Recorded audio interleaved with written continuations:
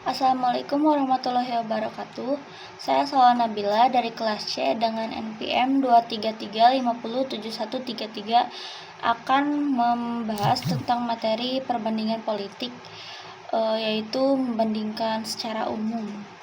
Adapun pengertian dan karakteristiknya, yaitu pendekatan tradisional dalam ilmu politik berorientasi pada nilai-nilai dan etika.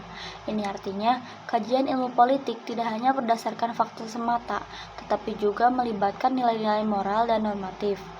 Pendekatan ini telah ada sejak zaman kuno, seperti dalam tulisan-tulisan Plato dan Aristoteles yang berfokus pada isu-isu besar politik seperti bagaimana otoritas harus diatur dan apa yang seharusnya menjadi fungsi negara. Yang selanjutnya itu ada jenis-jenis pendekatan tradisional. Berikut ini beberapa contoh pendekatan tradisional. Pendekatan tradisional ini yang satu ada pendekatan historis, yaitu melihat fenomena politik melalui lensa sejarah, memahami perkembangan partai-partai politik, hubungan politik dengan luar negeri, dan evolusi ide-ide politik. Yang kedua itu ada pendekatan legalistik, yaitu berfokus pada institusi dan perundang-undangan sebuah negara, mengeksplorasi bagaimana negara sebagai pencipta dan penegak hukum. Dan yang ketiga, pendekatan institusional, studi tentang institusi dan struktur politik seperti eksekutif, legislatif, yudikatif, dan kelompok kepentingan. Dan yang keempat, pendekatan filosofis, merupakan bentuk pendekatan tradisional yang paling tua, berfokus pada soal-soal etis dan normatif dalam politik, seperti yang dilakukan oleh Leo Strauss. Yang selanjutnya itu ada pendekatan modern dalam ilmu politik.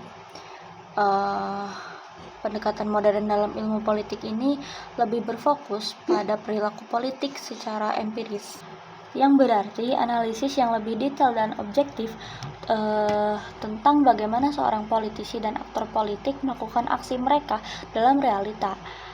Adapun contoh-contoh pendekatan modern, yaitu yang kesatu pendekatan perilaku, meneliti perilaku aktor politik seperti tokoh-tokoh pemerintahan dan wakil-wakil rakyat, serta pola perilaku integratif dan disintegratif dalam kehidupan politik. Dan yang kedua, pendekatan behavioral, berkembang di Amerika Serikat. Ini menekankan aspek sosiologis dan psikologis dalam studi politik, sehingga memberikan gambaran yang lebih luas tentang interaksi manusia dalam politik. Dan yang ketiga, post-behavioral, muncul sebagai tanggapan terhadap keterbatasan pendekatan behavioralis, menekankan pentingnya memahami makna dan interpretasi subjektif dalam perilaku politik. Dan yang selanjutnya ada elemen-elemen penting dalam studinya. Yang kesatu yaitu negara sebagai entitas. Negara dijelaskan sebagai entitas dengan kedaulatan, wilayah, dan rakyat. Pemerintah memiliki peran penting dalam menyediakan layanan publik, keamanan, dan stabilitas.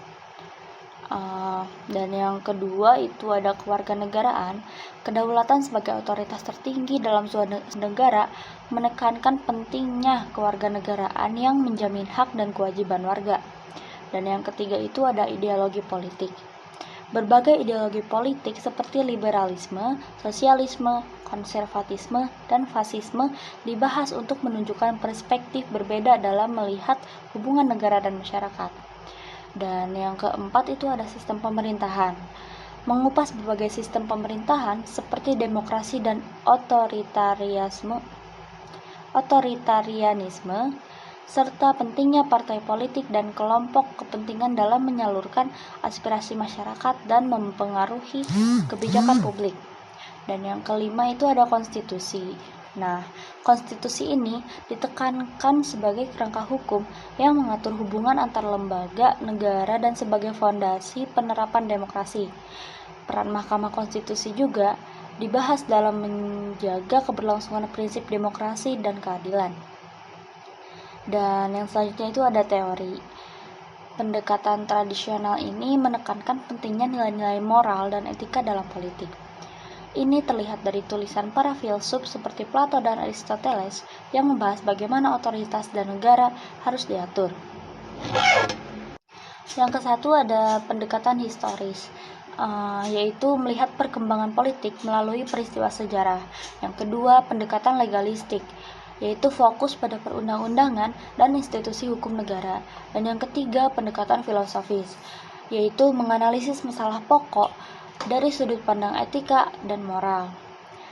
Dan yang kedua itu pendekatan modern. Pendekatan modern ini lebih empiris dan objektif dalam mempelajari perilaku politik nyata. Yang kesatu itu pendekatan behavioral, yaitu memahami bagaimana politisi dan aktor politik berperilaku. Dan yang kedua, post-behavioral, yaitu mengkritisi pendekatan behavioral dengan menekankan makna dan interpretasi subjektif dalam perilaku politik. Nah, dan yang terakhir itu ada pendekatannya itu ada pendekatan institusional dan ada pendekatan kewarganegaraan. Nah, pendekatan institusional ini fokus pada peran institusi politik seperti legislatif, eksekutif, dan yudikatif dalam pengelolaan negara. Jika pendekatan kewarganegaraan ini mempelajari peran kewarganegaraan dalam negara yang mencakup hak dan kewajiban warga. Sekian yang dapat saya sampaikan dan jelaskan tentang perbandingan politik dalam aspek secara umum. Mohon maaf bila ada kekurangan. Wassalamualaikum warahmatullahi wabarakatuh.